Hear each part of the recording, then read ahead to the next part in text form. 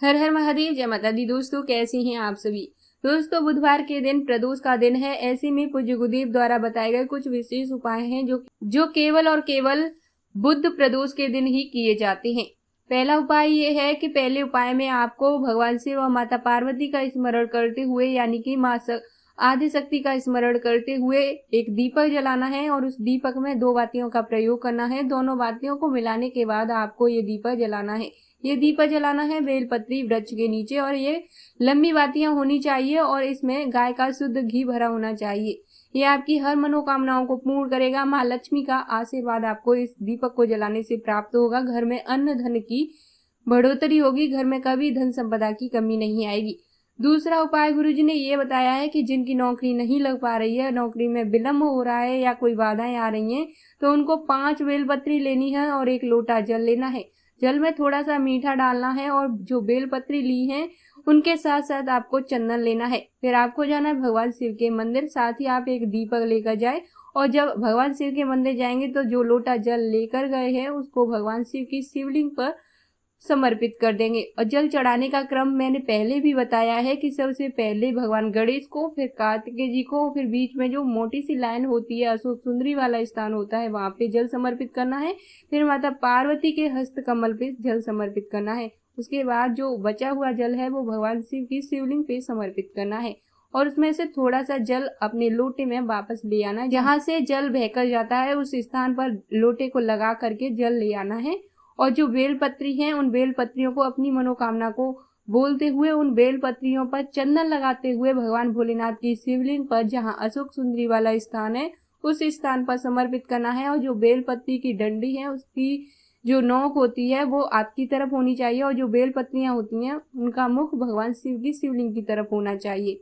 ये आपकी नौकरी में आने वाली अड़चनों को दूर करेगा। साथ ही जिनके जीवन में बहुत ज्यादा कष्ट है, रोग परेशानियां आपको घेरे हुए हैं, एक दुख जाता है, दूसरा दुख आ जाता है या कोई संकट है, तो आपको इसके लिए प्रदोष के दिन, प्रदोष काल में यानी बुध प्रदोष को 2 काली मिर्ची हाथ में रख करके भगवान भोलेनाथ पर समर्पित करनी है और बोलना है कि हमारे जीवन में जो रोग परेशानियां चल रही हैं वे समाप्त हो जाएं। इससे जीवन सुखमय होगा और भगवान शिव का आशीर्वाद प्राप्त होगा। दोस्तों, जिनके घर में धन की कमी हो रही है, धन नहीं आता है, तो वे माँ लक्ष्मी की कृपा प्राप्ति के लिए 3 दीपक 3 जगह अवश्य जलाएं। ये दीपक आपको शाम के समय प्रदोष काल में जलाने हैं। दोस्तों, ये 3 दीपक आपको 3 जगह जलाने हैं और ये तीनों ही दीपक आपको मिट्टी के या आटे के लेने हैं। आटे के लेने हैं तो नमक का प्रयोग नहीं करना है। मिट्टी के लेते हैं तो इनमें गाय का शुद्ध देसी घी होना चाहिए। चाहे आटे के हों चाहे मिट्टी के हों, पर गाय का शुद्ध देसी घी होना चाहिए और लंबी बाती का प्रयोग करना है। फिर पहला दीपक जो है वो आपको बेलपत्री वृक्ष के नीचे भगवान शिव का स्मरण करते हुए श्री शिवाय नमस्तुभ्यम मंत्र का जाप करते हुए जला देना है। दूसरा दीपक आंवला वृक्ष के नीचे जलाना है और तीसरा जो दीपक है वो आपको पीपल वृक्ष के नीचे जलाना है। तीनों जगह दीपक जलाने के बाद भगवान शिव का स्मरण करना है, बोलना है, मैंने जो दीपक हैं ये अपने घर में धन की कमी को दूर करने के लिए जलाए हैं। भोलेनाथ मेरे ऊपर ऐसी कृपा करे कि माँ लक्ष्मी की कृपा सदैव मेरे ऊपर बनी रहे, मेरा कोई कार्य ना रुके। दुकान खोली है उसमें मुझे दिन दूना रात चौगुनी तरक्की होती रहे। साथ ही गुरु जी कहती हैं कि जिन लोगों का ऐसा लग रहा है कि दुकान खोली है, ग्राहक नहीं आते हैं, व्यापार नहीं चलता है, तो उनको एक फूल लेना चाहिए या थोड़ा सा जल अपने हाथ पर लेना चाहिए और भगवान भोलेनाथ का स्मरण करते हुए उस जल को अपने जो दुकान है उसके सामने छींट देना चाहिए। फूल ले रहे हैं तो फूल को भगवान शिव का स्मरण करते हुए हाथ पर रख करके अपने जो व्यापार वाली जगह है वहां पे रख देना चाहिए। ऐसा करने से दुकान पे ग्राहक आना प्रारंभ हो जाते हैं।